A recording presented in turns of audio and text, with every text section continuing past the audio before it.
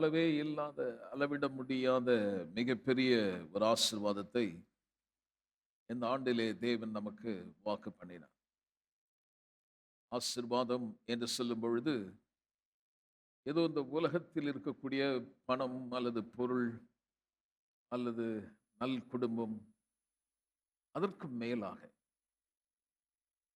இந்த உலகத்தின் நன்மைகள் ஏராளமாக இருக்கு. ஆனால் அதனோடு வேதனைகள். நன்மை என்று ஒன்று சொன்னால் அந்த நன்மையோடு தீமையும் கலந்திருக்கிறதை பார்.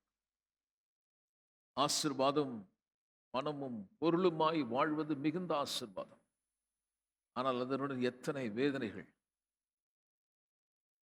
இப்படி இந்த உலகத்தில் உண்மையான ஆசீர்வாதம் எது என்பதை விளங்க முடியாதபடி பணம் சம்பாதித்து, நல்ல வீடு நல்ல மனைவி இருந்தும் பலர் இடத்தை விட்டு பெயர்ந்து தனிமையான ஒரு இடத்தில் அமர்ந்து அவர்கள் ஒரு தியானத்துக்குள் போகிறதை நாம் பார்க்கிறோம். காரணம் என்னவென்றால் தேவனை தேடுகிறார்கள். ஆனால் இங்கே உட்கார்ந்து உங்களுக்கு, நீங்கள் அவரை தேடி போகவில்லை, அவர் உங்களை தேடி வந்தார். அவர் நம்மை தேடி வந்தபடினாலே இந்த பொல்லாத உலகத்தில் போராட்டம், கஷ்டம், மன உளைச்சல்கள், வேதனைகள் வந்தாலும் பவுல் சொல்லுகிறார், எத்தனை கலக்கங்கள், ஆனால் நாங்கள் மனம் உடையவே இல்லை. 4 பக்கத்தில் நெருக்கப்பட்டோம், ஆனால் நாங்கள் ஒடுங்கி போகவில்லை. இவைகளுக்கெல்லாம் காரணம் அவரை குறித்து அறிந்திருக்கிற அந்த அறிவு. பிரியமானவர்களே, இந்த உலகத்தில் மிகப்பெரிய ஒரு ஆசீர்வாதம் இருக்குமானால் நான் உங்களுக்கு காண்பித்தேன். சிருஷ்டித்த தேவனோடு இருக்கக்கூடிய ஒரு உறவு, ரட்சிப்பு. அது என்னதென்றே சரியாய் அநேகர் விளங்க முடியாதபடி தங்கள் வாழ்க்கையில் ஏற்பட்ட சில என்கவுண்டர் அல்லது தாக்கங்கள், அதுதான் ரட்சிப்பு என்று நினைத்து விடுகிறார். ஒரு கொடிய வியாதியிலிருந்து சுகம் பெற்ற உடனே நான் ரட்சிக்கப்பட்டேன். கடன் தொல்லையிலிருந்து தற்கொலைக்கு ஓடினவர்கள் பிறகு மனமாற்றம் ஏற்பட்ட உடனே அதை ரட்சிப்பு என்று நினைத்து விடுகிறார். தேவன் அவர்களை சந்தித்த விதம், அதை மறுதலிக்கவே முடியாது, மறக்கவும் முடியாது. ஆனால் நம்மை சந்தித்தாரே, நமக்கு என்ன ஏற்பட்டது? இப்பொழுது அவராலே நமக்கு என்ன கொடுக்கப்பட்டது? அவருக்குள் நான் யார், என்னவாக இருக்கிறேன் என்பதை அறியாத வரை கிறிஸ்துவ வாழ்வு நிறைவுக்குள் வராது. ரட்சிப்பு என்பது சிருஷ்டித்த தேவன் மனிதனாக வந்து எப்படி நம்மை பிதாவோடு கொண்டு போய் சேர்த்தார் என்ற மிக அருமையான காரியத்தை பவுல் தன் நிருபங்களில் எழுதும் பொழுது சொல்லுகிறார். இந்த தேவனை சேரும்படி முன்பு நான் செய்த காரியங்கள் அநேக மத வைராக்கியத்தின்படி பல காரியத்தை செய்தேன். ஆனால் அவைகளெல்லாம் குப்பையாக நான் இப்பொழுது பார்க்கிறேன். கிறிஸ்துவை அறிந்த பிறகு எனக்கு இது விளங்குகிறது. இந்த தேவனோடு சேரும்படி நான் செய்த முயற்சி, பிரயாசங்கள் அனைத்தும் அழுக்கும் கந்தயமாக இருக்கு. ஆனால் அவரை அறிகிற அறிவுக்காக, அவர் யார் என்னவென்று நான் புரிந்த பிறகு பவுல் எழுதுகிறார், இந்த ரகசியத்தை நான் உங்களுக்கு வெளிப்படுத்துகிறேன். இது வெறும் சுவிசேஷம் அல்ல, இது கிருபையின் சுவிசேஷம். தேவனுடைய பிரசனத்தில் போய் நிற்பதற்கு பயந்து நடுங்கினார்கள். அவர்கள் அவர் நாமத்தை சொல்ல கூட பயந்தார்கள். காரணம் என்னவென்றால் அவர்கள் விளங்கிக் கொண்டார்கள், சட்டம், நியாயப்பிரமாணம் அது ஒவ்வொரு முறையும் அவர்களை குற்றப்படுத்தியது. அது மட்டுமல்ல, தேவன் எவ்வளவு பெரியவர், பயங்கரமானவர் என்று அவர்கள் விளங்கிக் கொண்டார்கள். ஆனால் அவரோ நமக்காக பதிலாக நம் இடத்தை ஏற்றுக்கொண்டு நம்முடைய பாவங்களை அவர் சுமந்து அந்த சிலுவையில் அடிக்கப்பட்ட பொழுது நடந்த சம்பவத்தை எழுதுகிறார். மரத்திலே தூக்கப்பட்டு சாபமாகி நியாயப்பிரமாண சாபத்திலிருந்து நம்மை நீங்களாக்கி மீட்டுக் கொண்டார். இந்த சாபம் என்ன? தேவனை விட்டு பிரிந்து வாழ்ந்த ஒரு வாழ்க்கை சாபமானது. என்றைக்கு ஆதாம் தேவனை விட்டு பிரிந்து போனானோ, இந்த சரீரம் பூமியிலிருந்து எடுக்கப்பட்டபடினால் இந்த சரீரம் சபிக்கப்பட்ட ஒரு சரீரமாய், சாபமானதாய், மரணத்தை தழுவியது. ஆவி தேவனை விட்டு தொடர்பு இல்லாமல் துண்டிக்கப்பட்டது, மனம் பாதிக்கப்பட்டது. அந்த தோட்டத்தில் எல்லாவித நன்மையும் ஆசீர்வாதம் பொன்னும் பொருளுமாய் நிறைந்து கிடக்கிறது. ஆனால் அவனோ ஓடுகிறான், ஒளிந்து கொள்ளுகிறான். இந்த உறவை ஏற்படுத்தும்படி அங்கே ஒரு காரியத்தை கர்த்தர் செய்கிறார். பாவமே செய்யாத ஒரு மிருகம் அவனுக்காக அங்கே கொல்லப்பட்டு அவன் நிர்வாணத்தை தோலினால் ஒரு வஸ்திரத்தை உண்டு பண்ணி போடுகிறான். இந்த பாவத்தினுடைய கொடுமை அவன் பார்க்கிறான். மரணம் இல்லாமல், ரத்தம் சிந்துதல் இல்லாமல் இந்த தேவனுக்கு முன்பாய் நிற்க முடியாது என்பதை புரிந்து கொண்டான். அதாவது நான் செய்த பாவத்துக்கான தண்டனை நிறைவேறாமல், நீதி நிறைவேறாமல் இந்த பரிசுத்த தேவனிடத்தில் போய் நிற்க முடியாது. இன்றைக்கு பரிசுத்தமான தேவனிடத்தில் போய் நிற்பதற்கு பலர் தங்கள் முடிகளை வெட்டுகிறார்கள், அல்லது உடைகளை மாற்றுகிறார்கள், பொன்னையும் பொருளையும் கொண்டு போய் ஆலயத்திலே கொண்டு போய் கொடுக்கிறார்கள். ஆனால் முதலாவது உங்களுக்கு விளங்குகிறதா அவர் என்ன செய்தார் என்று? இந்த உலக ஜனங்களுக்கு இது அறிவிக்கப்பட்டிருக்கிறதா? படைத்த தேவன் இந்த உலகத்தில் மனிதனாக வந்து செய்த காரியம் என்ன? ஏன் அவர் மன அவதாரம் எடுத்தார்? அந்த சிலுவையில் ஏன் அவர் மரிக்க வேண்டியதாக இருந்தது என்றால், வேதம் சொல்வது, என் பாவத்தை தன்மேல் ஏற்றுக்கொண்டு அந்த ஆக்கினை தீர்ப்பு அவர் மேல் விழுந்தது. தண்டனை நிறைவேறியது, நீதி நிறைவேறுகிறது. இந்த உலகத்தில் உள்ள எல்லா மனுஷருக்கான பாவத்துக்கான தண்டனை அவர் மேல் விழுந்தது, நீதி நிறைவேறுகிறது. அந்த நீதியை நான் பெற வேண்டுமானால், அந்த தேவ நீதியை ஒரு மனுஷன் எப்படிப்பட்ட பாவியாய் இருந்தாலும் அதை பெற வேண்டுமானால் ஒரே ஒரு கண்டிஷன் தான் சொல்றார், உன் இருதயத்திலே நீ விசுவாசித்தால். நல்ல செய்தி சொல்லும் பொழுது பலர் அசட்டை செய்கிறார்கள், அதை கவனம் செலுத்துவதில்லை. எப்பொழுதெல்லாம் தேவனுடைய சமூகத்தில் ரட்சிக்கப்பட்டேன்னு சொல்லிட்டு போனா கூட, நான் ஒரு பாவி, நான் என்ன தகுதி இருக்கிறது என்று சொல்கிறார்கள். ஆனால் அவர் செய்தது என்னன்னு கூட கவனிக்க மாட்டாங்க. இந்த தகுதியை நீங்க சம்பாதிக்க முடியுமா? பேதுரு எழுதுகிறார், உன் முற்பிதாக்கள், உன் பாட்ட, உன் பூட்ட பொன்னாலும் வெள்ளியினாலும் இந்த தகுதியை நீங்கள் பெற முடியுமா? ஆனால் நடந்த சம்பவம் என்ன? படைத்த தேவன் மனு அவதாரம் எடுத்து உங்களைப் போல என்னை போல பாவ மனுஷ சாயலாகி அந்த பரிசுத்த ரத்தம் இந்த பூமியில விழுந்து தன் உயிரையே கொடுத்தாரே, அவர் மரித்து அடக்கம் செய்யப்பட்டு உயிரோடு எழுந்ததை யாராவது ஒருவன் விசுவாசித்தால் அவனுக்கு நீதி உண்டாகிறது. நன்மையை பெற்றுக்கொள்ளும்படியான ஒரு தகுதி, சமாதானத்தை பெற்றுக்கொள்ளும்படியான ஒரு தகுதி, சுகவாழ்வை பெற்றுக்கொள்ளும்படியான ஒரு தகுதி, அது உங்களால் உண்டாகவில்லை, அது அவராலே உண்டானது. அந்த வேலை செய்து முடிக்கப்பட்டாகிவிட்டது. It is finished.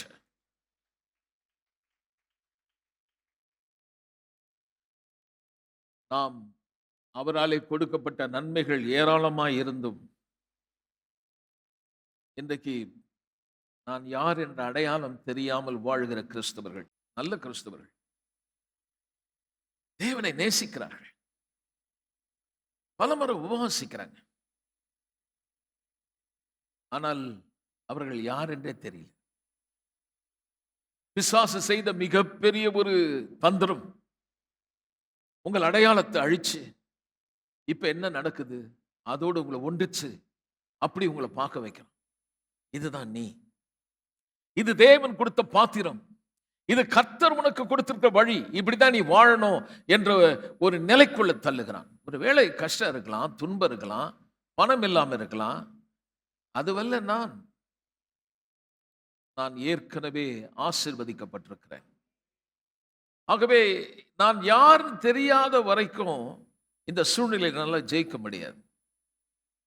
ஆகவே பேதுரு நிருபங்கள் எழுதும் பொழுது மிக முக்கியமான ஒரு 5 அடையாளங்களை நம்ம உங்களுக்கு நான் காட்டிட்டு வரேன். 1 பேதுரு புத்தகம் 2ஆம் அதிகாரம் 9வது வசனத்தையும் 10வது வசனத்தையும் நம்ம பார்க்கிறோம். சபை ரொம்ப கஷ்டப்படுது. அதுதான் ஆரம்ப நாளுங்க, விசுவாசத்துக்குள்ள புதுசா வந்திருக்காங்க. அவங்கள சிலுவையில் அறையறாங்க, குடும்பம் சிதைக்கப்பட்டுச்சு, ஒரு வேத வல்லுநர் சொல்றாரு, கிறிஸ்தவர்களுடைய குடும்பத்துல கணவன் முன்னாடியே மனைவிய கற்பழிக்கிறான், பிள்ளைகளை கற்பழிக்கிறான். கிறிஸ்துவ பயந்து தன் உயிரை பிடிச்சிட்டு அங்கேயும் இங்கேயும் ஓடிட்டு இருக்காங்க. குகையில போய் பதுங்குறாங்க. இப்படி பதுங்கும் பொழுது மத தலைவர்கள், தீவிரவாதிகள் கல் எறிஞ்சு கொல்றாங்க. யூதர்கள் மத்தியில் ரட்சிப்பை பெற்ற யூத கிறிஸ்தவர்களை நசுக்கிறாங்க. என்ன பண்றது தெரியாம அப்படியே செதஞ்சு போயிட்டோமே, என்ன பண்ணுவோன்னு தெரியாம அவர்கள் கலங்கி ஓடுறாங்க. ஒரு பக்கத்துல ரோம அரசாங்கத்தில் இருக்கிற அரசியல் தலைவர்கள், அந்த நாட்டை ஆண்டு கொண்டிருக்கிற கவர்னர், அவர் கீழே இருக்கிறவங்க எல்லாம் இவங்களை பிடிச்சி சிலுவையில் அடிச்சு அந்த ரோட்ல ஒரு கோல்ல தூக்கி உயிரோட கொளுத்தி ரோட்டுக்கு லைட்டுன்றான். யோசிச்சு பாருங்க எவ்வளவு கஷ்டமா இருக்கும். கண்ணீரோட வேதனையோட என்ன செய்யறதுனே தெரியல. அப்படி இருக்கும் பொழுது இந்த காரியத்தை கண்டு இதுதான் நீங்கள் என்ற அடையாளத்தை பெற்றுக்கொண்டு சில பேர் ஓடிட்டாங்க பயந்து, விசுவாசத்தை விட்டுட்டு. பேதுரு நிருபத்தில் எழுதுறாரு, நீங்க ஓட வேண்டிய அவசியம் அல்ல. நீங்கள் யார் தெரியுமா? தேவனால் தெரிந்து கொள்ளப்பட்டவர்கள். நாம் ஒரு அடையாளத்தை கொடுத்தார். இந்த பாடுகள், இந்த பிரச்சனை மத்தியிலே உங்களுக்கு ஒரு காரியத்தை நான் சொல்லுகிறேன். தேவன் உங்களை ஏற்றுக்கொண்டிருக்கிறார். ஜனங்க உங்களை வெறுக்கலாம், யூத ஜனங்க, உன்னுடைய குடும்பம் உன்னை வெறுக்கலாம். இயேசுவை ஏற்றுக்கொண்டதுனால அவர்களை மட்டமா பார்த்தாங்க. அவங்க தங்க சொந்தம் கூட சொல்லல, அசிங்கமா பார்த்தாங்க. ஆனா அவர் சொல்றார், இல்ல இல்ல, நீங்கள் தேவனாலே ஏற்றுக்கொள்ளப்பட்டீர்கள். பரிசுத்த தேவன் வானத்தையும் பூமியும் உண்டாக்கின இந்த தேவன் உங்களை ஏற்றுக்கொண்டிருக்கிறார். ஆகவே இந்த பாடுகள், இந்த பிரச்சனைகள் உங்களை ஒன்றும் செய்ய முடியாது. கர்ஜிக்கிற சிங்கம் போல வரலாம், ஆனால் நீங்கள் கவலைப்படாதீர்கள். இந்த பிரச்சனை மத்தியிலே உங்களை விசாரிக்கிற ஒரு தேவன் ஒருவர் இருக்கிறார். பிரியமானவர்களே, அவர்கள் நின்றார்கள் பாடுகளிலே, விசுவாசத்தில் உறுதியாய் இருந்தபடினால் இன்றைக்கு இந்த தெருவிலே அகாபே சிட்டி சர்ச் என்று சொல்லி ஒரு சில கூட்டமாய் வந்திருக்கிறோமே. காரணம் என்னவென்றால் அந்த பாடுகளிலே நின்ற விசுவாச வீரர்கள். அந்த விசுவாசத்தை அழிக்க முடியவில்லையே. காலப்போக்கில் தலைமுறையாய் இப்படி பிரச்சனைகள் வந்தபொழுதும், பாடுகள் வந்தபொழுதும் அவர்கள் எதனால் ஜெயித்தார்கள் என்றால் விசுவாசத்தினாலே. அந்த விசுவாசம் எதை பற்றியது? கிறிஸ்துவுக்குள் தாங்கள் யார் என்பதை அறிந்து கொண்டார்கள்.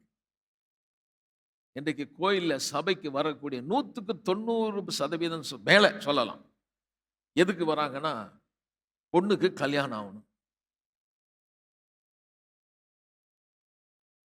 கடன் தொல்லை மாறணும், உடம்புல நோய் இருக்குது சுகமாகணும், என் பிள்ளைக்கு நல்ல படிப்பு வரணும், பணம் வரணும். இன்னைக்கு கோயில் இது மெஜாரிட்டியா தான் வராங்க. அங்கேயும் அதான் சொல்றாங்க, வாங்க நாங்க ஜெபம் பண்ணா உன் நோயெல்லாம் சரியாயிடும், நாங்க ஜெபம் பண்ணா உங்க குடும்பத்துல சமாதானம் வந்துடும். ஐயா, அதுக்கு மேலங்க, அதுக்கு மேல. இப்ப நான் சொல்லும்போது இதெல்லாம் இல்லைன்னு சொல்லல, ஆனால் அதை தேடி நீ ஓடாத. என் தேவனோடு இருக்க உறவு தெரியுமா? நீங்கள் ஆராதிக்கும் தேவன் யார் தெரியுமா? அவர் உங்களுடைய தகப்பன். பொல்லாத நாமே நமது பிள்ளைகளுக்கு நல்லதை கொடுக்கும் பொழுது இந்த பரம பிதா எவ்வளவு நல்லவர். உன்னை கைவிடுவாரா? உன்னை விலகுவாரா? உன் தாய் மறந்தால் அவர் மறக்க மாட்டார். கர்த்தர் நல்லவர், கர்த்தர் நல்லவர், கர்த்தர் நல்லவர், கர்த்தர் நல்லவர். ஆக நாம் இப்போ படிப்படியா பார்த்துட்டு வரோம். இரண்டாவது பார்த்தோம், you are so precious. நீங்கள் விலையேற பெற்றவர்கள். பக்கத்துல சிரிச்சு சொல்லுங்க. இந்த பரிசுத்த ஜாதின்னு எழுதுறார். இந்த பரிசுத்தம் என்றால், நான் உங்களுக்கு 2 வாரம் பேசினேன். பரிசுத்தம்னா ஒழுக்கமா வாழறதுக்கும் மேல. எல்லாம் சொல்லுங்க. அது சில அதிர்ச்சி கொடுக்குற மாதிரி ஒரு செய்தி கொடுத்தேன். ஒழுக்கமா வாழ்றவங்க எல்லா மதத்திலும் இருக்கான். அவங்க பரிசுத்தமானு நீங்க சொல்வீங்களான்னு கேட்டா அப்படியே முழிச்சிங்க. அப்பனா அதுக்கு மேல ஒண்ணு சொல்லுது, அதை நம்ம கவனிக்கிறது இல்லை. செட் அபார்ட், தேவனாலே பிரித்தெடுக்கப்பட்டவர்கள். ஒழுக்கமா வாழ்றவங்க வேற, தேவனால பிரிச்செடுக்கப்பட்டவங்க வேற. அப்போ நம்ம வீடுன்னு பார்த்தோம்னா, நம்ம வீட்டுல ஏகப்பட்ட பாத்திரங்க இருக்குது. செம்பு பாத்திரம் இருக்குது, இரும்பு பாத்திரம் இருக்குது, பித்தளை பாத்திரம் இருக்குது, அலுமினிய பாத்திரம் இருக்குது, மர சாமான்கள் இருக்கு. அதோடு கூட வெள்ளியும் இருக்குது, வைரமும் இருக்குது, பொண்ணும் இருக்குது. ஆனா இந்த இந்த பொருளை விட இப்பொழுது இருக்கக்கூடிய இந்த மரம், செம்பு, வெள்ளி, அலுமினியத்தை விட கோல்டுன்னும் போது கொஞ்சம் பிரித்து தனியாக வைக்கிறோம். இந்த அலுமினிய பாத்திரத்தில் கொண்டு போய் அல்லது இந்த ஸ்டீல் பாத்திரத்தோட வைக்கிறது இல்லை, அதை கொஞ்சம் பிரித்து தனியாக வைக்கிறோம். ஏன்னா அது ரொம்ப வேலை. ஒரு வைர கம்மலை கொண்டு போய் நீங்க டேபிள் மேலே வச்சுட்டு போயிட மாட்டீங்க. ஐயோ மறதி எங்க வச்சுட்டு பாருங்க சொல்லி டக்குன்னு எடுத்து கொண்டு போய் பீரோ உள்ள லாக்கர் உள்ள locker. Why? It's so precious. தேவனால் பிரித்தெடுக்கப்பட்ட நீங்கள் அவர் பார்வையிலே நீங்கள் விலையேற பெற்றவர்கள். வரைக்கும் நம்ம பார்த்துட்டோம். இப்ப நம்ம தொடர்ந்து பார்க்க போறோம். படிக்கலாம். 1 பேதுரு புத்தகம் 2ஆம் அதிகாரம் 10வது வசனத்துக்கு போயிடுவோம். முன்னே நீங்கள் தேவனுடைய ஜனங்களாய் இருக்கவில்லை, இப்பொழுதோ நீங்கள் அவருடைய கோடு போட்டுங்க, நான் அவருடைய ஜனமாய் இருக்கிறேன்.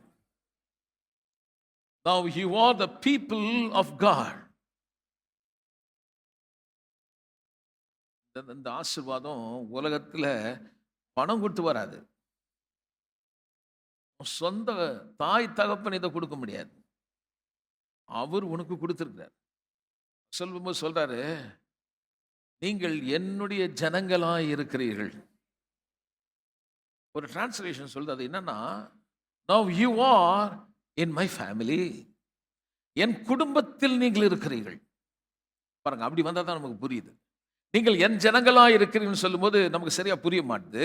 இப்ப சொல்றாரு, நீங்கள் தேவனுடைய குடும்பத்திலே இருக்கிறீர்கள். உங்களுடைய இம்பார்ட்டன்ஸ், உங்களை குறித்த ஒரு முக்கியத்துவத்தை கொடுக்கிறார். நீங்க கேட்கலாம், அது பைபிள் அப்படி இருக்கா? இருக்கு. எபிரேயர் 2ஆம் அதிகாரம் 11வது வசனத்துக்கு போகும். எபிரேயர் 2ஆம் அதிகாரம் 11வது வசனத்துக்கு போயிடலாம். எப்படி எனில், பரிசுத்தம் செய்கிறவரும் பரிசுத்தம் செய்யப்படுகிறவருமாகிய யாவரும் ஒருவராலே உண்டாயிருக்கிறார்கள். எல்லாம் சொல்லுங்க, உண்டாயிருக்கிறார்கள். இந்த தமிழ் சில நேரத்தில் ரொம்ப பழைய தமிழ் போட்டுறாங்களா, புரிய மாட்டேன். கல்யாணம் பண்ண பிறகு அந்த பொண்ணு கற்பம் தரிசிட்டா சொல்லுவாங்க, அந்த பொண்ணு உண்டாயிருக்குதுன்னுவாங்கல்ல, அதுதான் அந்த வேர்ட் தான் இங்க. நீங்கள் தேவனாலே பிறந்தவர்கள், அவர் உங்களுடைய தகப்பன். You are in the family of, you are born again. எப்படி பிறந்தீங்க? தேவனால் உண்டாயிருந்து பிறந்தீர்கள். 2 ஆமென். ஒரு பெண் ஒரு குழந்தைய பெற்றெடுத்த உடனே அது பார்க்கிற விதத்தை பார்த்தீங்களா? இந்த பிள்ளைய, அந்த குழந்தை மேல அவங்க சொல்ல, இட்ஸ் மைன், என்னோடதுன்னு சொல்லுது. அப்பா சொல்றாரு, என் பிள்ளை, என் மகள். உங்களுக்கு தெரியுமா, பரலோக தகப்பன் சொல்றாரு, உலகமே உன்னை வெறுக்கலாம், உனக்கு இந்த அடையாளத்தை நீ மறக்க கூடாது, நீ தேவனுடைய குடும்பத்தில் இருக்கீங்க. அதனால பாருங்க, உண்டாயிருக்கிறவர்கள் பிள்ளைகள், நீங்கள் தேவனுடைய குடும்பத்தில் இருக்கிறீர்கள். இது நிமித்தம் எல்லாம் சொல்லுங்க, பேசினா சொல்ற, இதனால நீ என் குடும்பத்தில், பிதாவை என்னுடைய தகப்பன் குடும்பத்தில் நீயும் பிறந்துட்ட. நான் எப்படி குமாரனா இருக்கிறனோ அதே போல நீங்களும் குமாரனும் குமாரத்தில் ஆனதுனால இயேசுநாதர் உன்னை எப்படி கூப்பிடுவார்னா, உங்களை பிரதர் என்றும் சிஸ்டர் என்றும் கூப்பிடுறாராம்.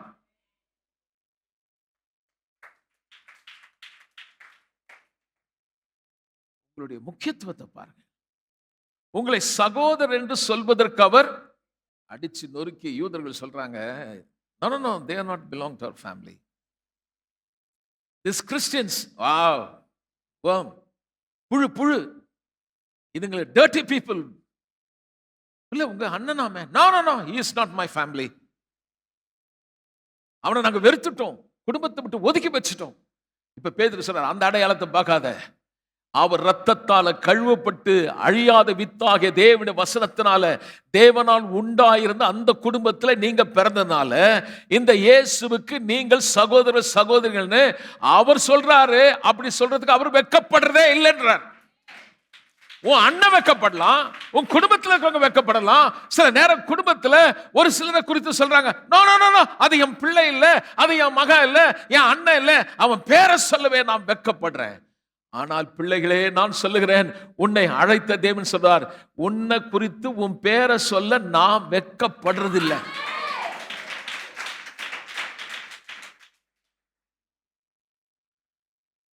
நான் படிக்கும்போது உள்ளமே அசைஞ்சிருது. நம்ம குறித்த ஒரு வேல்யூ பாருங்க. இதெல்லாம் புரிஞ்சிச்சுன்னா, இந்த உடம்புல வியாதி வரும்போது, பணம் இல்லாமல் இருக்கும்போது, சொந்தக்காரன் எவனா ஒருத்தர் சொல்லிட்டான், நான் அழறதே இல்லைங்க.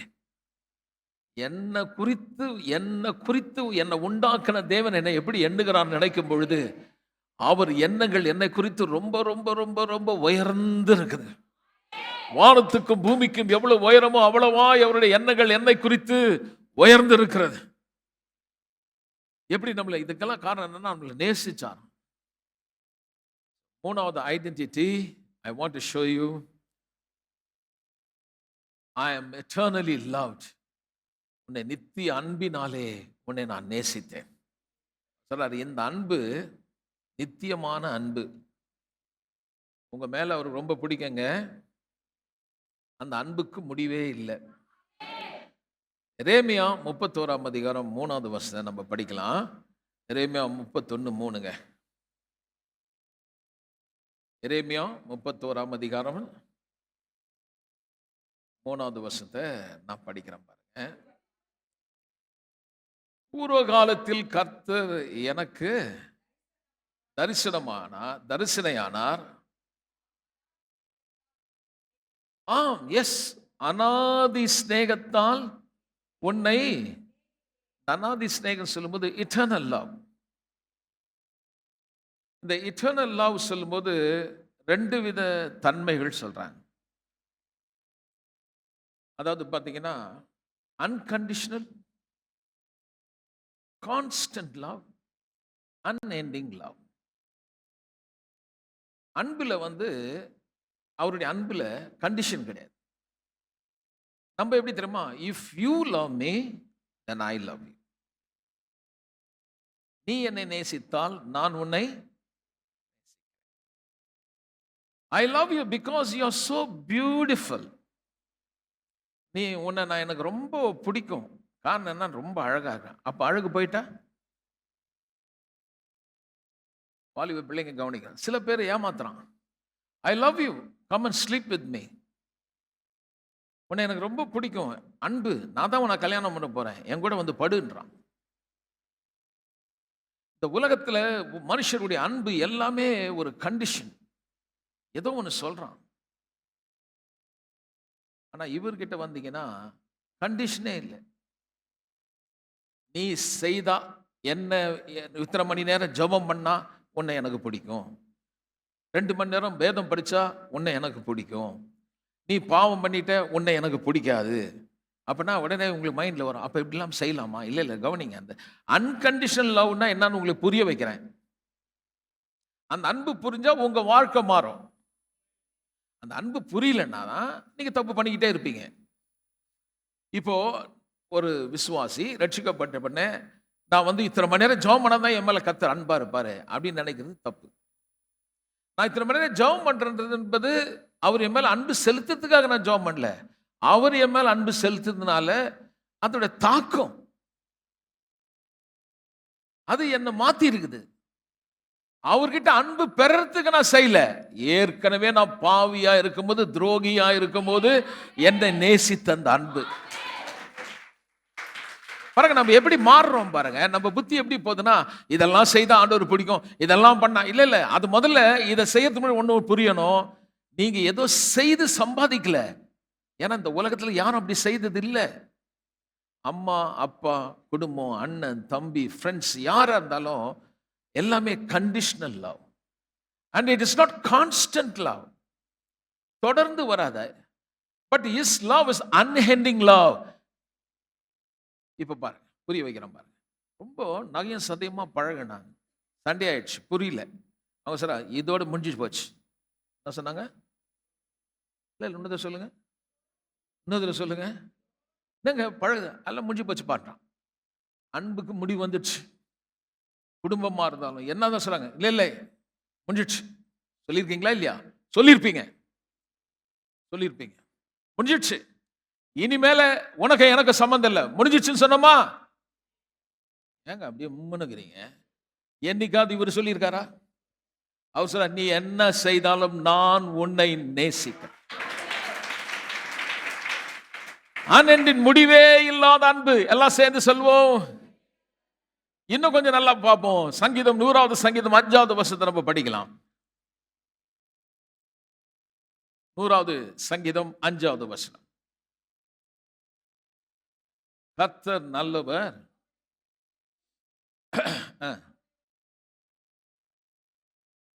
அவருடைய உண்மை தலைமுறை தலைமுறைக்கும்.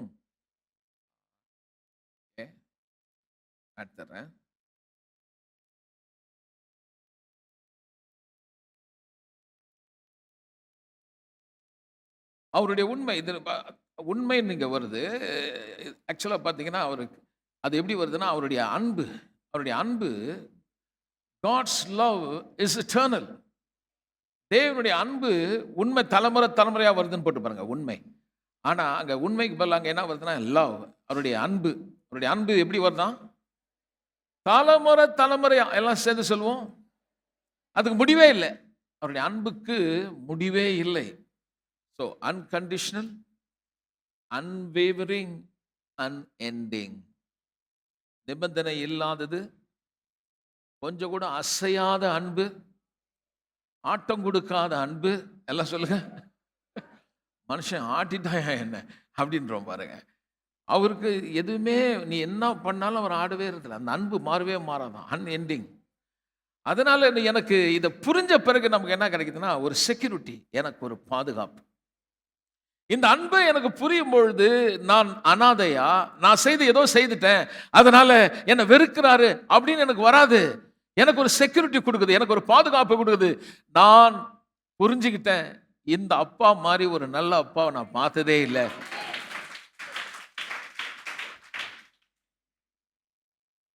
நம்முடைய மீட்பு அப்படிதான் உண்டாச்சுங்க.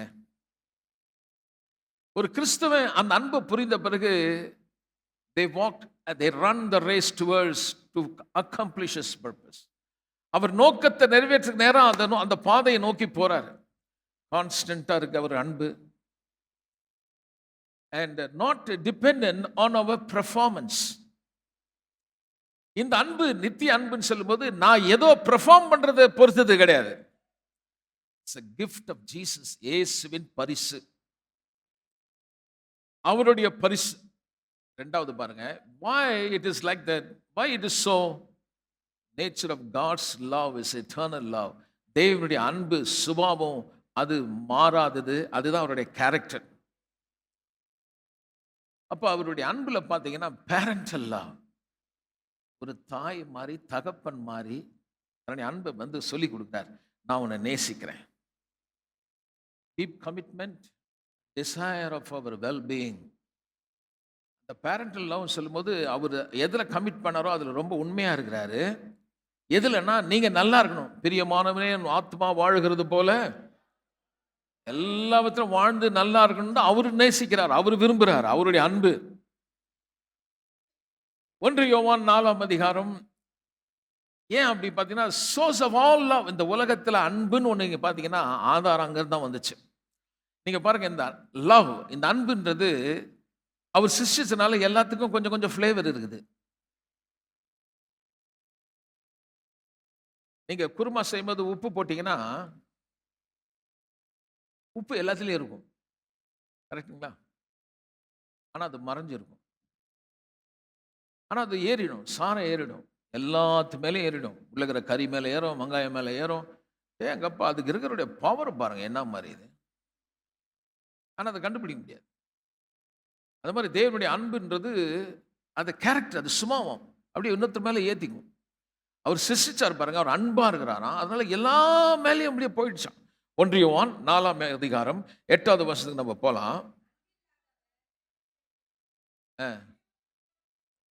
தேவன் அன்பாகவே இருக்கிறார்.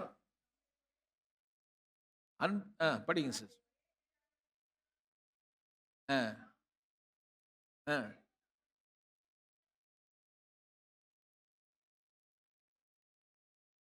வேதம் சொல்லுது, ஒரே பேரான இயேசுவினாலே நாம் ஜீவிக்கும்படி, நாம் வாழும்படி இந்த உலகத்தில் அனுப்பினதுனால அந்த அன்பு என்னன்னு நமக்கு புரியுது. தேவன் அன்பாகவே இருக்கிறார். அவர் தேவன்னா அவர் அன்பு, அவ்வளவுதான். God is love, love is God. என்ன பண்றது, லவ் என்ற வார்த்தை போய் சிக்கிக்குச்சு எல்லா இடத்துலயும் போய். ஐயோ, ஐ லவ் திஸ் சிக்கன் தான். கோழி எனக்கு ரொம்ப பிடிக்கும். தமிழ் நல்ல மொழி பாருங்க. தமிழ்ல எனக்கு கோழி மேல எனக்கு காதல்னு நம்ம சொல்ல மாட்டோம். கோழி பிடிக்கும். கணவன் மனைவியுடைய அன்பு காதல். அப்பா அம்மா இருக்கிறது பந்தம், பாசம். இப்படி பிரிச்சு வச்சிருக்கோம் தமிழ்ல. கிரேக்க மொழி அதே மாதிரி தான். இப்ப வேதம் சொல்கிற தேவன் இந்த உலகத்தில் எப்படி இருக்காரா? அன்பாகவே இருக்கிறார். அந்த அன்பை எப்படி டெமன்ஸ்ட்ரேட் பண்றாரு. அந்த அன்பை எப்படி டெமன்ஸ்ட்ரேட் பண்ணார்னா, நான் நல்லா வாழறதுக்காக தமது குமாரன் இந்த உலகத்துக்கு அனுப்பினார். பாவத்து நிமித்தம் செத்து போய் பிரிஞ்சிருந்த நான் இந்த உலகத்தில் அவர் அனுப்புவதனால எனக்கு ஒன்று விளங்கி போச்சு. அந்த அன்பு எவ்வளவு பெரியது, எனக்கு வாழ்வழித்தாரே. நான் தேவனிடத்தில் அன்பு கூர்ந்ததுனால் அல்ல. பாருங்க, நம்ம பெர்ஃபார்மன்ஸ் கிடையாது. நான் அவர் மேல் அன்பு கூர்ந்ததுனால் அல்ல, அவர் நம்மிடத்தில் அன்பு கூர்ந்து என்ன பண்ணாரு? பாவங்களை நிவர்த்தி செய்யும்படி டெமான்ஸ்ட்ரேட் பண்ற பாருங்க. பாவத்தை போக்குகிற கிருபாதார பலியாக அந்த சிலுவையிலே மரித்ததினால் அந்த அன்பு வெளிப்பட்டது. இப்ப கொஞ்சம் விவரமா சொல்ற, எப்படி தேவன் அன்பாகிறன்னா, அது சும்மா வாயில சொல்லல, டெமான்ஸ்ட்ரேட் பண்ணார். அவர் என்ன சொல்ற, நான் செய்து உனக்கு காட்டினேன், நீ எனக்கு பெர்ஃபார்ம் பண்ணி செய்யணும்னு அவசியம் இல்லை. நீ இப்படி செய்தாதான் நீ அன்பு கூர்ந்தா நான் அன்பு கூறுவேன். என் அன்பு மாறவே மாறாது. உன் செயல்கள் என் சுபாவத்தை மாத்தாது. பாருங்க எப்படி வராரு பாருங்க. நீ ஏதோ ஒன்று செய்த உடனே நான் அப்படியே கோபமாகி ஒன்று அழிக்கிறது இல்லை. நான் அப்படி பண்றது இல்லை. என் சுபாவமே அன்பு தான். ஒரு சில சொல்லுவாங்க, அப்படிலாம் பேசினா அப்புறமா கர்த்தர் தண்டிக்கிறது இல்லையா, அடிக்கிறது இல்லையான்றார். கர்த்தர் தண்டிக்கிறதும் அடிக்கிறதும் அவர் அடிக்கிறது இல்லை, அடி தானா விழும்.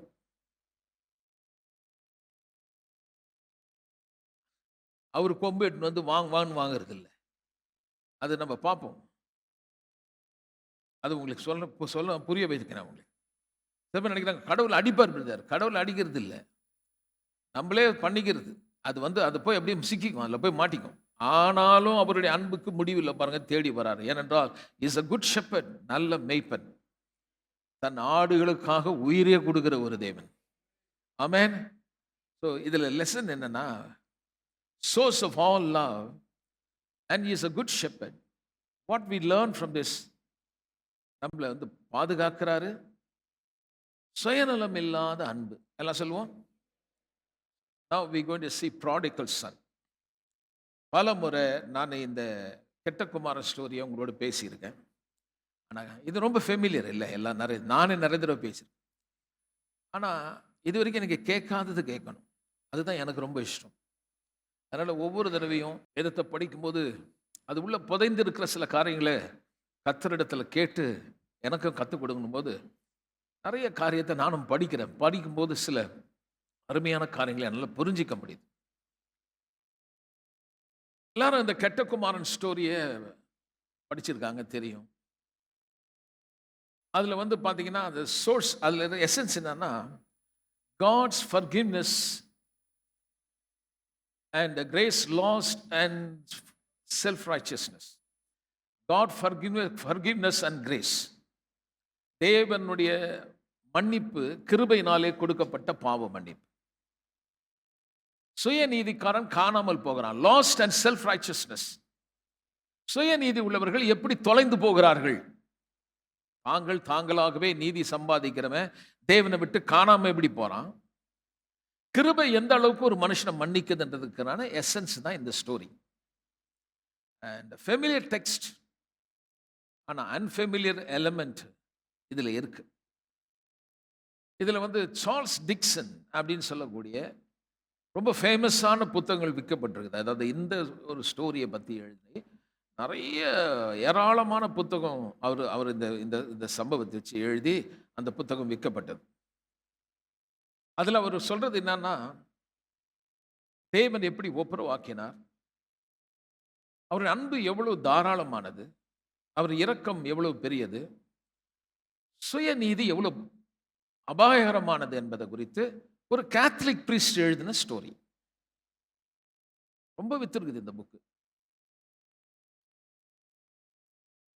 ஆனா அதுல வாட் இஸ் மிஸ்ஸிங், ஒன்னு மிஸ் ஆயிருக்கு. we going to see today. இன்னைக்கு அதை நம்ம பார்க்க போறோம். ஆமா, நம்ம எல்லாருமே இதை படிச்சிருக்கோம் பாருங்க. இந்த ஸ்டோரியில தேவனுடைய இரக்கம் எப்படி பெருகுச்சு, அவர் எப்படி ஒப்புரவாக்குறதுல எவ்வளவு ஒரு விருப்பம் உள்ளவர் என்பதை நம்ம பார்த்துருக்கோம். சமுதாயத்தில் தகுதியே இல்லாதவனுக்கு ஏராளமா அன்பு கொடுக்கப்பட்டதை நம்ம பார்க்கிறோம். ஏன்னா அவருடைய இரக்கத்தை நம்ம பார்க்கிறோம். அதே நேரத்தில் சுயநீதிக்காரனுக்கு கூடிய ஆபத்தை குறித்து இந்த கதையில நம்மளால புரிஞ்சிக்க முடியுது.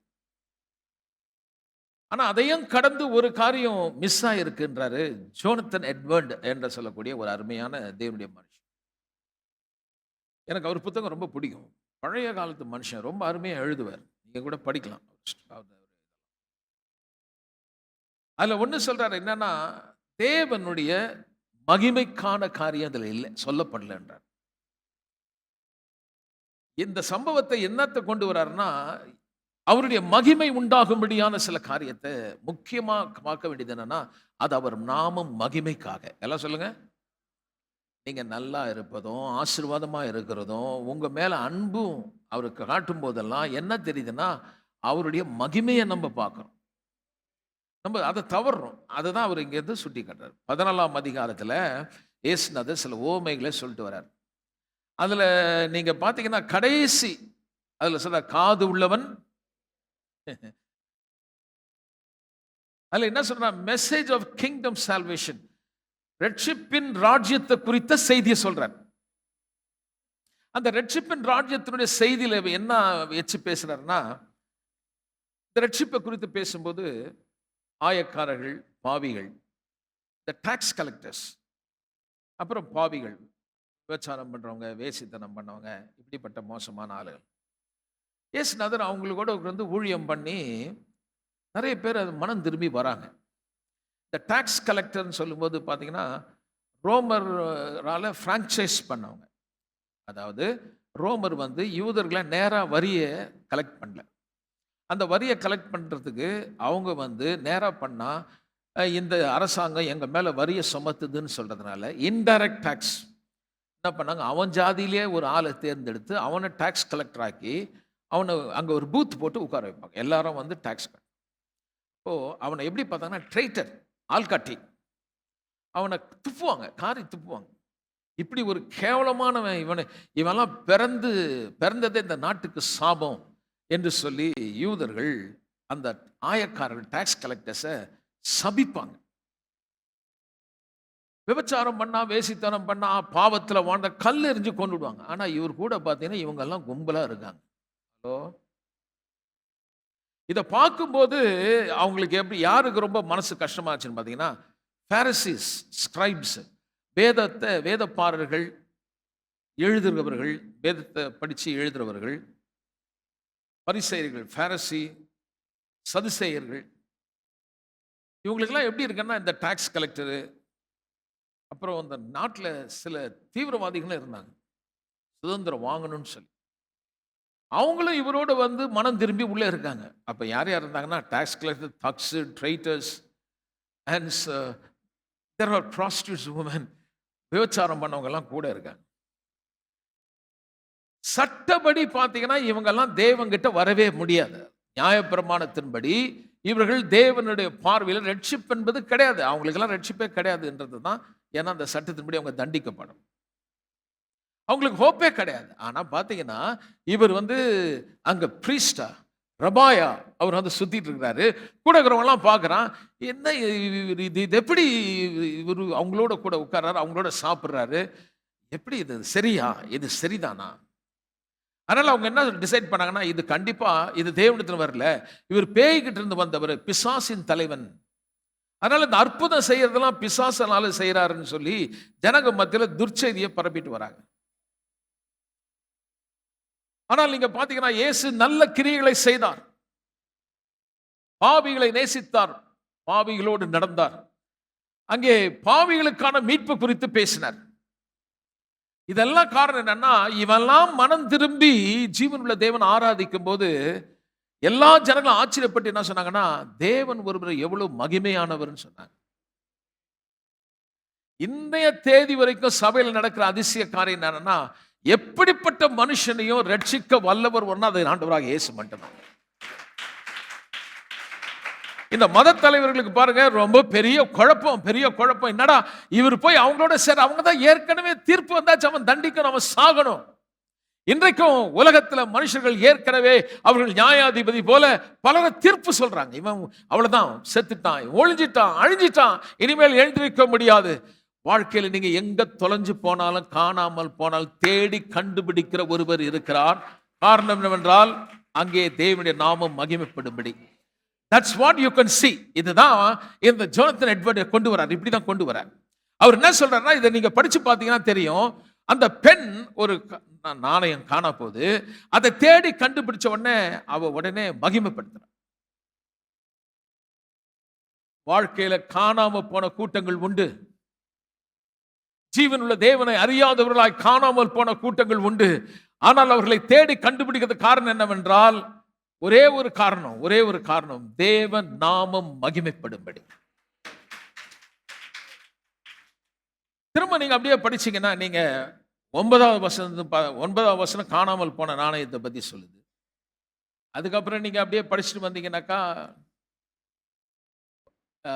அதுக்கடுத்து 100 ஆடுகள் காணாமல் போனதை பத்தி எழுதுறாரு. இல்ல ஃபர்ஸ்ட் 3லேருந்து 7 வரைக்கும் ஆடு, 100 ஆடுல ஒரு ஆடு காணாமல் போயிடுது. அது வந்த பிறகு அங்க வந்து பெருசா என்ன சொல்றது, அவர்கள் ஹெவன் ரெஜாய்ஸ், ஒரு பாவி மனம் திரும்புறதுனால பரலோக ராஜ்யம். எடுத்து படிப்போம். லூக்கா 15ஆம் அதிகாரம் எடுத்துக்கலாம். நான் அந்த வசனம் கொடுத்துட்டுனா உங்களுக்கு அது கொஞ்சம் நல்லா தெளிவா இருக்கும்.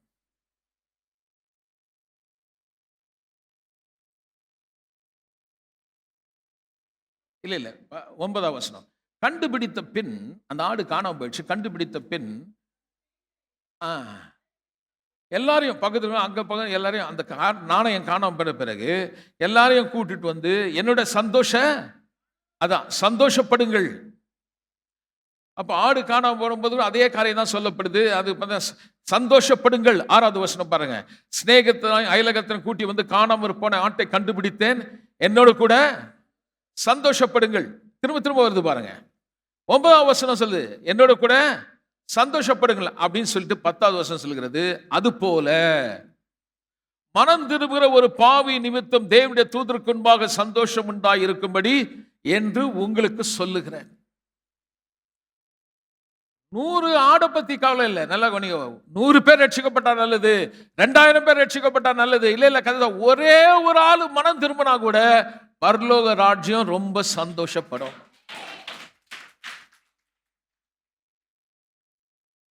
அதுல என்ன இம்பார்ட்டன்ஸ்னா, அந்த ஒரு ஆடுன்னு சொல்ல பாருங்க, அந்த ஒரு ஆடுன்னு சொல்லும்போது, அந்த ஒரு நாணயம் சொல்லும்போது ஸ்பெசிபிக்கா நீங்கள் நான் என்ன ரொம்ப கவனிக்கிறார்.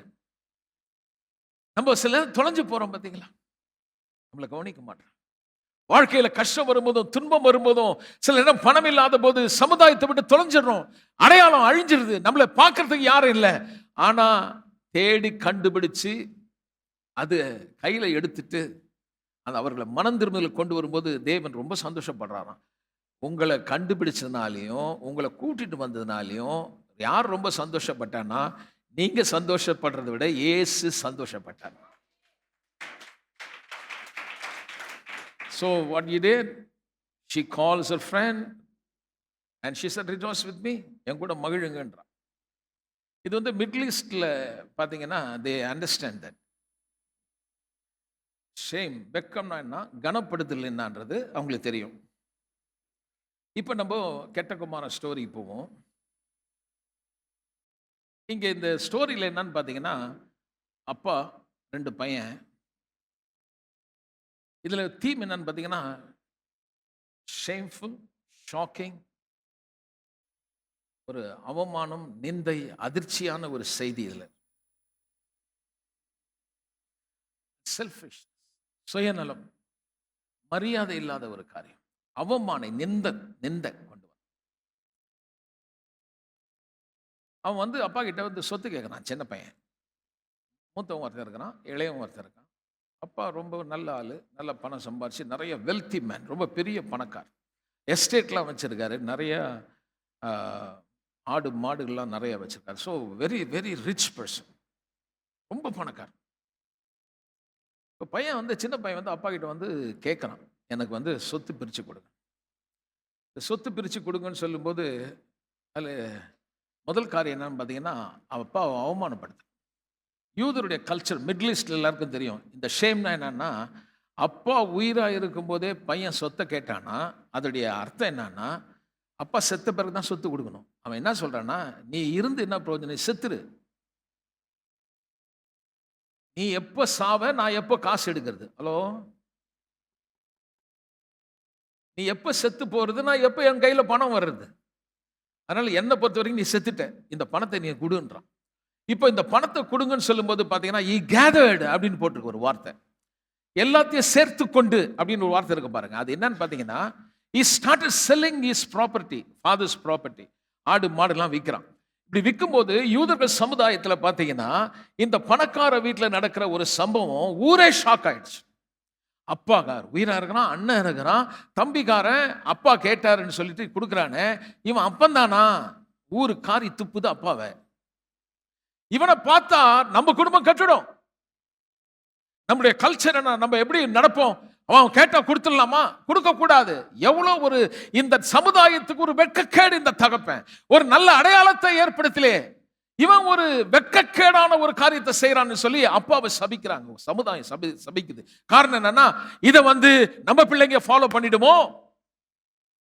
நம்ம உயிரா இருக்கும் போதே நம்மள பணத்தை கேட்கிறானே. எப்படி ஊருக்கு தெரிய வந்ததுன்னா, ப்ராப்பர்ட்டியை விற்கிறான், ஆட விற்கிறான், மாட விற்கிறான். எப்படி வித்தான்னா, பெரிய டிஸ்கவுண்ட்.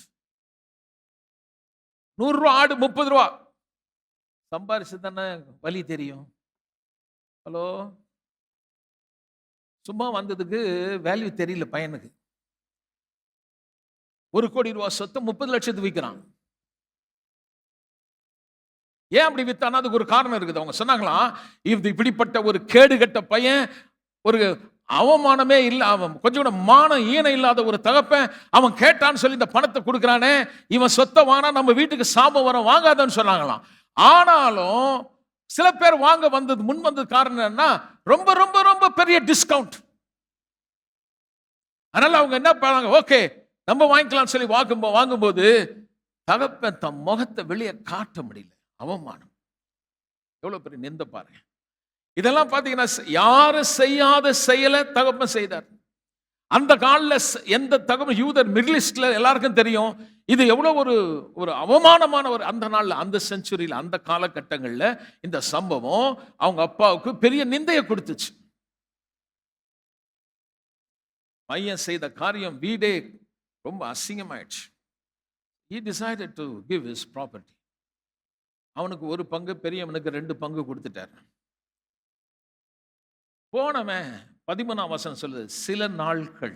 எல்லாம் சொல்லுவோம், மாதம் போட்டிருக்கா? படிங்க. நிறுத்திக்குவோம். இவ்வளவு சொத்தையும் எடுத்துன்னு போயிட்டு 1 மாசம் வச்சு இல்லை அவன். என்னங்க சத்தமா சொல்லுங்க, எவ்வளவு நாள்? சொல்லுங்க. கஷ்டப்படாத பணம், திருட்டு பணம், இன்னொருத்தங்க எடுத்து புடுங்குற பணம் சில நாள் தான் இருக்கும். ஏன்னா உனக்கு அது வேல்யூ தெரியாது. நீங்கள் பார்த்துருக்கலாம், சில நேரத்தில் இந்த பசங்களுக்கு அப்பா வந்து கொஞ்சம் நல்லா லேவிஷாக கொடுத்தாங்கன்னா அது என்னன்னே தெரியாது, வேல்யூவே தெரியாது. நீங்கள் போய் பணம் சம்பாரித்து வரும்போது பாருங்கள், நான் பார்த்துருக்கேன் அதெல்லாம் குடும்பத்தில். பிள்ளைங்க கேட்பாங்க, எனக்கு ஸ்மார்ட் ஃபோன் வாங்கி கொடு. பார்த்தீங்கன்னா ₹1,00,000 ஃபோன் வாங்கி கொடு. இவங்க வயசான பிறகு சொல்லுவாங்க, உனக்கு தான் கண்ணு தெரியல, இந்த ஃபோன் போதும், பட்டன் ஃபோனு குடுக்குறாங்க, வாங்கி குடுக்குறாங்க அம்மாவுக்கு. வயசான அம்மாவுக்கு என்ன சொல்றாங்க, உனக்கு ஒன்றும் தெரியாதுப்பா, நீ வச்சுக்க. இவர் ரொம்ப தெரிஞ்சவர் இவர். உனக்கே தெரிஞ்சுன்னா அவங்களுக்கு தெரியாது, அவங்க தெரிஞ்சுக்குவாங்க. வாங்கி கொடு, ஒரு ஸ்மார்ட் ஃபோன் வாங்கி கொடுக்க மாட்டியே, ஏன்னா யூ நோ த பெயின். சொல்லி பாருங்க, சொல்லுவான், என்ன சம்மாவா கஷ்டப்பட்டு நான் சம்பாரிச்சேன்றான். நம்ம இவங்க அப்பா திருடிட்டு வந்த மாதிரி. உங்க அம்மா திருடிட்டு வந்ததா? வேல்யூ தெரியாதுங்க. கஷ்டப்படும் போது அந்த பணத்தை அவங்களுக்கு வச்சுக்க தெரியாது. ஏன்னா பாருங்க, கொஞ்ச நாள் எனக்கு ரொம்ப படிக்கும் போது கொஞ்ச நாள் யோசிச்சு பார்த்த, சில நாள் சில நாள்ல எல்லாத்தையும் காலி பண்ணிட்டான் பாருங்க. என்னென்ன காலி பண்ணான், எல்லாத்தையும் கன்வெர்ட் பண்றான், ப்ராப்பர்ட்டியை பணமாக்குறான், ஆடு மாடை வித்து பணமாக்குறான், அவனுக்கு கொடுத்த பில்டிங்கை வித்துட்டான், எஸ்டேட்டை வித்துட்டான், எல்லாம் மட்டமான வேலைக்கு வித்துட்டான். ஆக்சுவலா அப்பா சாகாம ப்ராப்பர்ட்டி வாங்க முடியாது, but still he sold it because he gave the very good discount. அப்பா சாகாம இந்த ப்ராப்பர்ட்டி விற்க முடியாது, ஆனா அவன் ரொம்ப பெரிய டிஸ்கவுண்ட் கொடுத்தனால வித்துட்டான் பாருங்க. அப்போ வந்து தேசத்துல கொஞ்ச நாள் ஆன உடனே பெரிய பஞ்சம் வந்துடுச்சு. எப்படி வந்து மாட்டுது பாருங்க. என்ன வந்துதான் சொல்லுங்க பார்க்கலாம். இந்த பஞ்ச காலத்துல நீங்க படிச்சீங்கன்னா, யூதர்கள் சாப்பிடாதெல்லாம் சாப்பிட்டுருக்கான். கழுத தலையை கூட வாங்கி சாப்பிட்டுருக்காங்க. அது அவ்வளோ ஒரு கொடுமையான பஞ்சம் பாருங்க. அதனால இந்த பிச்சைக்கார வாழ்க்கை ஆயிடுச்சு இவனுக்கு. வெள்ளம் போய் எல்லாத்தையும் இழந்து பிச்சை எடுக்கக்கூடிய ஒரு நிலையில வரும்போது அவனுக்கு என்ன பண்றதுன்னு தெரியல. எங்க கடைசியா பார்த்தீங்கன்னா, அவனுக்கு கிடைச்ச வேலை பார்த்தீங்கன்னா, பண்ணி மேய்க்கிற ஒரு வேலைக்கு போய் சேர்ந்துட்டான் பாருங்க. அப்பாவுக்கு கொடுத்த நிந்தை பையன் தலையின் மேல் வந்து விழுந்தது. அப்பா தலை வெளியே காட்ட முடியாத அளவுக்கு அவமானப்படுத்தினான் பாருங்க. அதே ஷேம் இவன் மேல வருது. இவன் எங்க போய் உட்கார, ஒரு யூத பண்ணிக்கிட்ட உட்காரவே போக மாட்டான், கிட்ட கூட போக மாட்டான். ஆனா அவனுக்கு கொடுத்த வேலையே அங்கதான். அந்த இடத்துல போய் உட்காந்துருக்கான் பாருங்க. அந்த இடத்துல போய் உட்காரும் போது அங்க இருக்கக்கூடிய கொடுமையானது என்னன்னு பாத்தீங்கன்னா, பண்ணிக்கு கொடுக்குற சாப்பாடு கூட கொடுக்க மாட்டான். 17ஆம் வசனத்துல is thinking about his father, how he treated hired man. இந்த hired man-னாக்கா காசு கொடுத்து கூலிக்கு வேலைக்கு வாங்குறவங்க. ஒவ்வொன்றும் ரொம்ப முக்கியங்க. வேலைக்காரன் இவங்க வீட்டில் இருக்குது, ஆனா வேலைக்கு ஹயர் பண்ணி கொண்டு வரதுக்கு ஒரு வேலை இருக்குது. நீங்க படிச்சு பார்த்தீங்கன்னா, ஒரு எஜமா வீடு வேலைக்காக வெளியில வராரு. காலையில் 10 மணிக்கு கொஞ்சம் பேரை கூட்டின்னு வராரு. அப்புறம் பார்த்தீங்கன்னா 12 மணிக்கு ஒரு வராங்க, அப்புறம் 3 அப்படி வருது பாருங்க. அவங்க திறந்து ஹயர் பண்ணி கொண்டுட்டு வராங்க. இன்னைக்கு ஒரு நாள் கூலி, டெய்லி வேஜஸ். வேலைக்காரன் நல்லா வச்சது மாதிரி டெய்லி வேஜஸ் வராம பாரு, அவனே நல்லா வச்சாராம் அவங்க அப்பா. இந்த டெய்லி வேஜஸ் வாங்குறவங்க ரொம்ப மட்டமானவங்க, அவங்களுக்கு வந்து மதிப்பு இல்லாதவங்க, வேலைக்காரரை விட மிக மட்டமானவங்களுக்கு வந்து பணக்காரர்கள், வீட்டில் இருக்கிற வேலைக்காரனுக்கு அவுட் ஹவுஸ்லாம் இருக்கு. ஆனால் அந்த ஹயர்ட் பர்சனுக்கு வேலைக்கு வரவங்க வந்துட்டு போயிடுவாங்க, அவங்க மட்டமானவங்க. இப்போ இவன் தன்னை எப்படி பிக்சரைஸ் பண்றான்னா, வேலைக்காரன்லயும் மட்டமான வேலைக்காரன். ஒரு பாவி தன்னுடைய இன்ஹெரிட்டன்ஸ் இழந்த உடனே பரலோக தகப்பனை பார்க்கும்போது எப்படி பார்க்கறான்னா, பாவியிலும் பெரிய பாவி, பஞ்ச பரதேசி. உண்மைதான், அப்படிதான் பார்க்க வைக்கும். பிகாஸ் we did that, நம்ம அதை செய்திருக்கிறோம். இப்போ அவன் இழந்துட்டான் பாருங்க. இழந்து போனதை இவனால சம்பாரிச்சு கொடுக்க முடியாது. நான் சொல்றேன், முதல் மனுஷன் இழந்து போனானே, தேவனோடு இருந்த உறவு, தேவனோடு இருந்த மகிமை, எல்லாவற்றையும் இழந்து பிச்சை எடுக்கிற மாதிரி இந்த பூமியில ஆளும்படியான ஒரு ராஜாவா இருந்தவன் இந்த தேசத்தில் இன்னைக்கு இந்த மக்களை பாருங்க எப்படி இருக்கிறோம், எந்த விதத்தில் வாழ்ந்து கொண்டிருக்கிறோம். பிச்சைக்காரர்களாய், இந்த தேசத்துக்கு சொந்தம் இல்லாதவர்களாய், அந்நியரா, பரதேசி போல இன்றைக்கு சபிக்கப்பட்ட ஒரு தோற்றம் மனுஷனுக்கு உண்டான காரணம் என்னவென்றால், ஒரு மனுஷன் செய்த பாவம். இந்த மனுஷன் ஆசீர்வதிக்க பலுகி பெருகி பூமியை நிரப்பி கீழ்ப்படுத்தி ஆண்டுகொள் ஆண்டவனா வச்சார். He lost it. எப்படி இந்த படத்தை எப்படி கொண்டு வரார் பாருங்க. நான் கொடுத்த இந்த ஐஸ்வர்யத்தை நீ இழந்து எல்லாவற்றையும் நீ விற்று போட்டாயே, அநியாய விலைக்கு வித்தாயே. ஆனா இப்ப உட்கார்ந்து யோசிக்கிறான், ஒரு மட்டமான ஒரு வேலைக்காரனை எங்க அப்பா எவ்வளவு நல்லா ட்ரீட் பண்றார். God's love. நான் சொல்லுகிறேன், அவர் பார்வையில எவனுமே மட்டமானவன் என்பதே கிடையாது.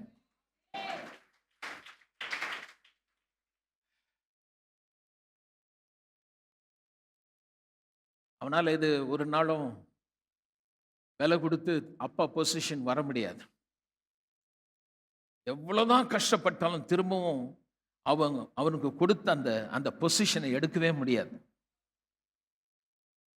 ஆனா இப்போ ஃபாதர் லவ், அவருடைய அன்பை பாருங்க. ஃபாதர் ரெஸ்பான்ஸ், அவன் வரான், தூரத்தில் வரும்போது பார்த்துட்டாரு.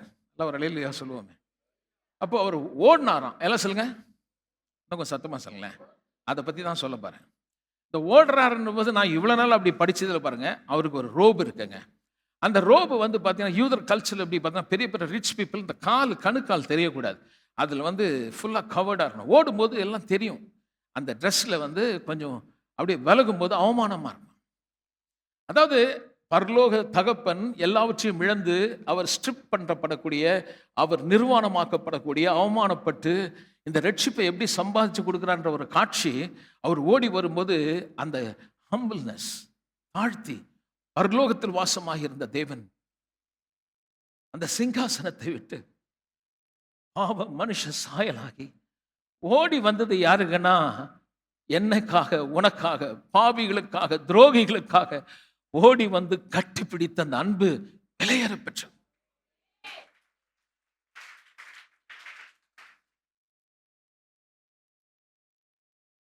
பண்ணி மேய்ச்சிட்டு வந்திருக்கான். அவன் மேல வந்து முத்தம் கொடுக்குறார். That shows full reconciliation.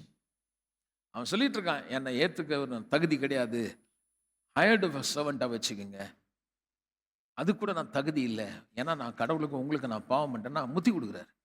அவர் என்ன சொல்றாருன்னா, உன்னை நான் மன்னிச்சிட்டேன், உன்னை நான் ஒப்புரமாக்கிட்டேன், இனி நீ இந்த வீட்டில் ஹையர்டு சர்வெண்ட் கிடையாது, வேலைக்காரன் கிடையாது, என் மகன். அதனால அவர் என்ன பண்றாருன்னா, அவன் கன்ஃபஸ் பண்றான், செய்த பாவத்தெல்லாம் கன்ஃபஸ் பண்றான். இப்போ பார்த்தா அதில் பார்த்தா 22வது வசனம் சொல்லுது, குவிக்லி என்ற வேர்டு இங்கிலீஷில் வந்து தமிழில் வரல. 22வது வசனம் படிங்க. அப்பொழுது தகப்பன் ஊழியக்காரரை நோக்கி, அங்க ஒரு நிலை பாருங்க, நீங்கள் உயர்ந்த வஸ்திரத்தை கொண்டு வந்து குயிக்கா கொடுன்றாரு. If you read in English Bible, it says quickly. ரட்சிப்பு என்பது ப்ராசஸ் கிடையாதுங்க, இன்ஸ்டன்டேனியஸா நடக்கிறது. நல்ல ஒரு அல்லேலூயா சொல்லுவோம். எத்தனை காரியம் இதில் மறைஞ்சிருக்கு பாருங்க. ஏதோ ப்ராசஸ் மாதிரி இன்னைக்கு வா, அடுத்த வாரம் வா, கொஞ்சம் கொஞ்சமா கத்தணும். இல்லை இல்லை இல்லை இல்லை, ரட்சிப்பு என்பது ஒரே நேரம், அப்பொழுதே உன் உள்ளத்தில் ஏற்படுகிற ஒரு மாற்றம். உடனே சொல்றாரு, அவனுக்கு என்ன கொடுக்க சொன்னார்? Rope, dignity. ரோப் எதை காட்டினா டிக்னிட்டி, அவனை வேல்யூ பண்ணார். ரெண்டாவது ரிங், தட் ஷோஸ் சீல், முத்திரை, அவனுக்கு ஒரு அதிகாரத்தை கொடுத்தார். ஷூஸ், தட் சேஸ் ரெஸ்பான்சிபிலிட்டி, அவனுக்கு தகுதி கொடுத்தது மட்டுமல்ல, அவனுக்கு ஒரு அதிகாரம் கொடுத்தது மட்டுமல்ல, அவனுக்கு சில பொறுப்பு, மகன் என்ற ஒரு பொறுப்பையும் கொடுத்துட்டார். ரட்சிக்கப்பட்ட பிறகு கர்த்தர் நமக்கு நீதியை கொடுத்தார், அதிகாரத்தை கொடுத்தார். அது மட்டுமல்ல, தொடர்ந்து அவருக்காக வாழும்படியான ஒரு ரெஸ்பான்சிபிலிட்டி உங்களுக்கு கையில கர்த்தர் கொடுத்திருக்கிறார். இதெல்லாம் ஏன் நடக்குதுன்னா, ஒரு பாவி மனம் திரும்புவதனால பரலோக ராஜ்யம் மகிழும்படி. பார்ட்டி நடக்குது. 24 வசனத்துல பாத்தீங்கன்னா பார்ட்டி நடக்குது. அது அவங்க சொல்றாங்க, அந்த அந்த பார்ட்டி பார்த்தீங்கன்னா, அந்த கொழுத்த கண்ணு வந்து மூத்த பையன் கல்யாணத்துக்குனே வளர்த்தாராம். I don't know how far it is true, but it says like that. அதை பிடிச்சி அடிக்கிறார். இப்படி செய்யும்போது father never consulted his son. அவன் தூரத்தை வரும்போது வேலைக்காரன் அனுப்பி கூட்டினுவான்னு சொல்லலை. இது ரெண்டும் ரொம்ப முக்கியமானது. அவர் என்ன டிசைட் பண்ணாரோ, அவர் சொத்து அவர் தீர்மானம் பண்றாரு. பையனை கூப்பிட்டு, என்னப்பா வந்திருக்கான், இவனை ஏத்துக்கலாமா, அதெல்லாம் கேட்கல. என்னவோ கன்சல்ட். சரி வரான் பாரு, 2 வேலைக்காரன் அனுப்பி கூட்டினுவான்னு சொல்லலை. இது எதை காட்டுதுன்னா, கர்த்தர் உனக்கும் அவருக்கும் இருக்கிற பர்சனல் ரிலேஷன்ஷிப் உன்னை ரட்சிப்புக்குள்ள கொண்டு வந்து உனக்கு கொடுக்குற ஆசீர்வாதத்துக்கு எவனும் பக்கத்துல ஆளை கர்த்தர் கேட்கணும்னு அவசியம் கிடையாது. அதாவது நீங்க ஆண்டவரே இவனுக்கு தகுதி இல்லைன்னு சொல்றதுக்கு உனக்கு தகுதி கிடையாது. நீங்க யாரும் இன்னொருத்தரை பத்தி சொல்றதுக்கு சொல்ல முடியாது. சொத்தெல்லாம் அப்பாவுது. கை தட்டிருக்கலாம். நான் சில பேர் சொல்றாங்க அவருக்கு என்ன பிரதர் அவன் இவ்வளவு இருக்கிறான், இந்த பார்த்து நீங்க ஆசீர்வாதமா இருக்கு. நீ யாருன்னு கேட்கிறாரு. நீ யாரு? நீ அவனை பத்தி சொல்லாத. இப்ப இவனை பத்தி சொல்லணுமே, மூத்த பையனை பத்தி. இதுல மூத்த பையன் பார்த்தீங்கன்னா அவனுக்கு ரொம்ப கோபம், உள்ள வரவே இல்லை. அவசரம் வந்து வான்னு கூப்பிடுறாரு. என்னன்னு பார்த்தீங்கன்னா அதுல ஸ்டோரி எப்படி போகுதுன்னா, அப்பா தனியா இருக்கிற பாருங்க. மூத்த பையன் அந்த நாள்ல இருந்து இவர் கூடவே இல்லை, பக்கத்துல இன்னொரு வீட்டில் இருக்கான். இந்த பார்ட்டியில அவன் பங்கு பெற விரும்பல.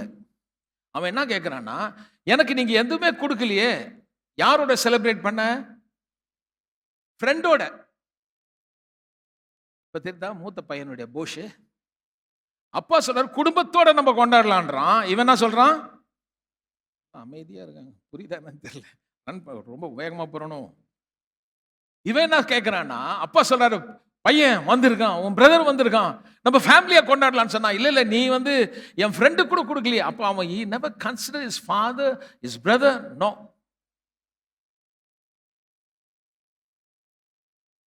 இதுதான் ஆயக்காரர்கள் குறித்து அவங்க நினைச்சது. இவனை கூட்டு வந்து இயேசுநாதர் இவ்வளோ பெரிய செலிப்ரேஷன் பண்றாரு. ஆனா இவங்க ரொம்ப சுயநீதிக்காரங்க. ஒரு நாளும் தகப்பனோட உறவே கிடையாது இவங்களுக்கு. வெறும் ட்ரெஸ் போடுறது, மணி அடிக்கிறது, கோயிலில் புகை போடுறது, 10 பேர் முன்னாடி எல்லாருக்கும் ஐயா 10 ஐயா ஸ்தோத்திரம் சொல்லணும். அவருடைய மத ஆக்டிவிட்டீஸ்ல அவர் பெரிய ஒரு நீதிமான், ஒழுக்கமானவர். ஆனா உள்ள முழுவதும் கல்ற எலும்பு, அசுத்தம், நல்ல எண்ணமே கிடையாது, செலிப்ரேஷன் கிடையாது. ஒரு பாவி மணந்துட்டா, ஒருத்தர் நல்லா ஆயிட்டானா அவனுக்கு உள்ளத்துல நல்ல எண்ணமே கிடையாது. ஒரு ஏழை உயர்ந்துட்டானா அவனுக்கு உள்ள கடிக்குது, ஏதோ ஒண்ணு பண்ணுது. ஆனால் நான் சொல்கிறேன், உலகம் என்னமானா நினைக்கட்டும், என் தேவன் உன்னை குறித்த எண்ணங்கள் மிக மிக உயர்ந்ததாயிருக்கு. இங்க ஒரு காரியம் பார்த்தீங்கன்னா, அப்பா வந்து ஏன் இந்த வீட்டில் இல்லைன்றதுக்கு எப்படி சொல்றாங்கன்னா, அங்க வந்து அவனை வந்து கிரீக் வேர்ட்ல என்ன பண்றாங்க, டெக்னான் அப்படின்னு கூப்பிடுறாரு. மகனேன்னு எழுதிருக்கு பாருங்க. வா மகனேன் இல்ல இல்ல, கம் பாய் அப்படின்னு கூப்பிடுறாராம். மகனேன்னு கூப்பிட மாட்டாரு. பாவிய வேணா பிள்ளைய ஏத்துக்கிட்டார். இந்த சுயநீதிக்காரன ஹே பாய் கம் அப்படின்றார். பையனே பையா வான்றார். வா பையான்னு கூப்பிடுறார். பையான்னு கூப்பிடுறதுக்கும் மகனேன்னு கூப்பிடுறதுக்கு வித்தியாசம் இருக்கா இல்லையா? ஏன்னா இவனுடைய உறவு சரியா இல்லை. ஆனா உறவு இருக்கிற மாதிரி ஒரு தோற்றம், ஆராதிக்கிறது போல ஒரு தோற்றம், கோயிலில் அப்படியே அப்படியே வந்தவொடனே சில பேர் அப்படியே தரையில உழுறது. நான் தப்பு சொல்லலை, அப்படி ஆராதிக்கிறது தப்பு கிடையாது, ஆராதிக்கலாம். அதெல்லாம் பண்ணிட்டு மனைவியை போடி வாடின்றது, இன்னொரு சகோதரனை கெட்ட எண்ணம் நினைக்கிறது, உள்ள ஒரு எரிச்சல், அந்த குடும்பம் நல்லா ஆயிட்டா உள்ள ஏதோ புகையுது, அந்த மனுஷன் மோசமான, அவன்லாம் நல்லா இருக்கான், நான் இப்படி இருக்கிறேனே. ஒரு காரியம், தேவன் ஒருவனை ஆசீர்வதிக்க அவர் யாரையும் கன்சல்ட் பண்ணணும்னு அவசியமே கிடையாது. அவர் யாரை உயர்த்துகிறார் என்றால், யாரெல்லாம் தாழ்த்துகிறார்களோ அவர்களை தேவன் கனப்படுத்துகிறார். இந்த பாடத்தில் நம்ம தெரிஞ்சுக்கிறது என்னன்னா, you are such a valuable person. நீங்கள் விலையேற பெற்றவர்கள். You are belong to his family. நீங்கள் அவர் குடும்பத்தில் இருக்கீங்க. இப்போ அதில் நம்ம படிக்க வேண்டியது என்னன்னா, நான் எல்லாத்தையும் அழிச்சிட்டேன், எனக்கு ஒன்றுமே இல்லை, எனக்கு உரிமை இல்லைன்னா கூட உங்கள் அப்பா தான். நீங்கள் வரும்போதெல்லாம் ஏற்றுக்கொள்றதுக்கு அவர் எப்போ தயாராக இருக்காரு. நீங்கள் போஸ்ட்பான் பண்ணாமல் இந்த நாள் நீங்கள் மனம் திரும்பி வந்தால் என் கர்த்தர் உன்னை ஏற்றுக்கொண்டு ஒரு நல்வாழ்வை தர அவர் உண்மையுள்ள ஒரு தேவனாக இருக்கிறார். ஆகவே யாராவது ஒருத்தர் நான் அவர் பிள்ளைன்னு சொல்லணும்னு அவசியம் கிடையாது. He never consulted his own son. Elder பிரதரை கேட்கல. அவர் ஏற்கனவே தீர்மானம் பண்ணிட்டார், நீ என் மகன் தான். அவன் கேட்கல, ஆனாலும் கொடுத்தார். ஏன்னா அவனால் அதை சம்பாதிக்க முடியாது. சம்பாதிக்க முடியாததை இலவசமாய் கொடுத்த ரைச்சஸ்னஸ். பிரியமானவர்களே, பாவிகளாகிய நான் சம்பாதிக்க முடியாத தேவநீதியை கொடுத்தாரு, பரிசுத்தாவியை கொடுத்தாரு, எனக்கும் சில பொறுப்பு கொடுத்திருக்காரு. வாழ்ந்தா அவருக்கு மட்டும் வாழணும். இந்த உலகத்துல அநேகருக்கு போய் சொல்ல வேண்டிய பொறுப்பு உனக்கும் எனக்கும் இருக்கு. திரும்ப சொல்றேன், நல்லா ஆசீர்வாதத்தை வாங்கி சோத்தை தின்னு வீடை கட்டி படுத்து உருண்டு அப்படியே வாழ்ற வாழ்க்கையை விட 2 பேருக்காவது சொல்ற பொறுப்பு உங்களுக்கு இருக்கு. யாருக்கு கொடுத்தாரு இந்த சட்டையை? ஆவியாயிருந்த நமக்கு, பண்ணி மேய்ச்சி வந்த நம்மளை முத்தி கொடுத்து ரெக்கன்சைல் பண்ணி சட்டையை கொடுத்து கையில் மோதிரத்தை கொடுத்து அத்தாரிட்டியை கொடுத்து உனக்கு சில பொறுப்பு கொடுக்குறேன், ஷூவை கொடுத்துருக்கேன், பொறுப்பு கொடுத்துருக்கேன், போ சுற்றி நட, உன் கால்கள் அழகானவைகள், சுவிசேஷத்தை அறிவிக்கிற கால்கள். அதனால இந்த பொறுப்பு இருக்குங்க. பக்கத்தில் பசங்க நல்லா சொல்லுங்க. நல்லா சாப்பிட்டு திண்ணையில் உட்காந்து அக்கா என்னக்கா பண்ணிட்டு இருக்குன்றதை விட திண்ணை விட்டு ஏஞ்சி போய் 2 வீடை சந்திச்சு சொல்ல வேண்டிய பொறுப்பு உனக்கு இருக்கு. ஜெபிக்க வேண்டிய பொறுப்பு உனக்கு இருக்கு. உங்க மேல காட்டின அந்த அன்பு எவ்வளவு பெரியது மற்றவங்க கிட்ட சொல்ல வேண்டிய பொறுப்பு நமக்கு உண்டு. எழுந்து நாம் கர்த்தரை துதிப்போம். கர்த்தர் மிகவும் நல்லவர்.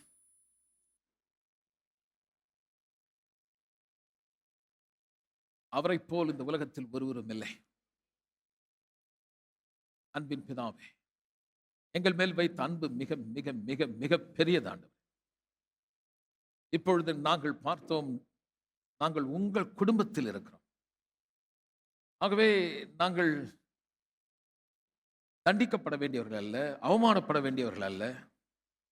என்னுடைய தகப்பன் வீடு எனக்கு இதில் உரிமை இருக்கிறது, இன்ஹெரிட்டன்ஸ் இருக்கிறது என்று அறிந்து, அல்லது என் செயலை காட்டி நான் தேவ குடும்பத்தை சேராதவன் என்றது போல பிசாசு சொல்லும் பொழுது அதை தகர்த்து தேவனுடைய வார்த்தையினாலே என் மனதை புதுப்பித்து தொடர்ந்து ஓட எங்களுக்கு இது உதவி செய்யும்.